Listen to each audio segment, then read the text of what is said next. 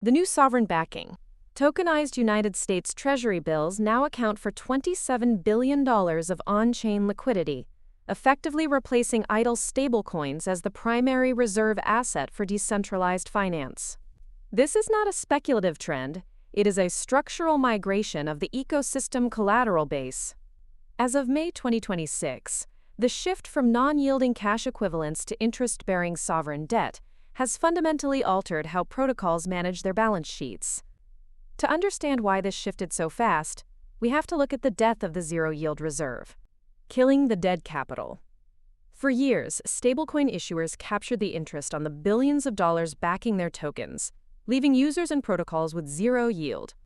In 2026, the rise of tokenized treasury vaults has flipped that model, distributing that 5% interest directly to the smart contracts that hold them. This transition treats the treasury bill not as a tradable asset, but as a programmable engineering component that provides a predictable floor for lending markets. This yield is not coming from a risky lending loop, but from the underlying architecture of the BlackRock and Ondo integrations. The legal wrapper mechanism.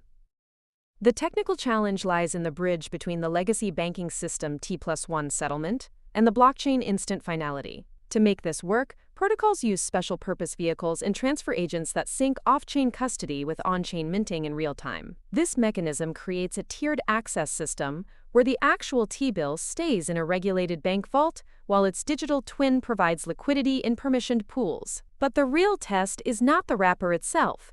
It is what happens during a liquidity crunch in the secondary market. The instant liquidity illusion.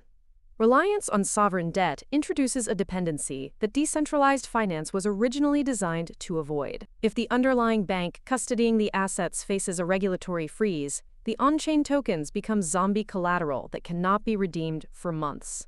We saw a brief stress test of this last month during the temporary clearinghouse outage, which proved that on-chain liquidity is only as deep as the off-chain exit ramp. This friction between real-world settlement and on-chain speed defines the new risk profile of 2026. The signal under the noise. The $27 billion pivot to treasuries marks the transition from the endogenous era to the exogenous era of decentralized finance. By integrating sovereign debt into the core of the system, protocols have successfully solved the yield problem, but they have done so by importing the systematic risks of the traditional financial world. For the developer and the fund analyst, this means the primary risk factor for a protocol is no longer just smart contract bugs, but the legal jurisdiction of its custody partners. The era of pure, permissionless collateral is being replaced by a hybrid model where the code only manages the representation of a regulated asset. This shift transforms protocol governance into a compliance game, where the most important updates happen in courtrooms rather than on GitHub. Watch the upcoming June 2026 rollout of the European Central Bank wholesale settlement trial for tokenized debt to see if this model can survive without the US dollar. Subscribe for more.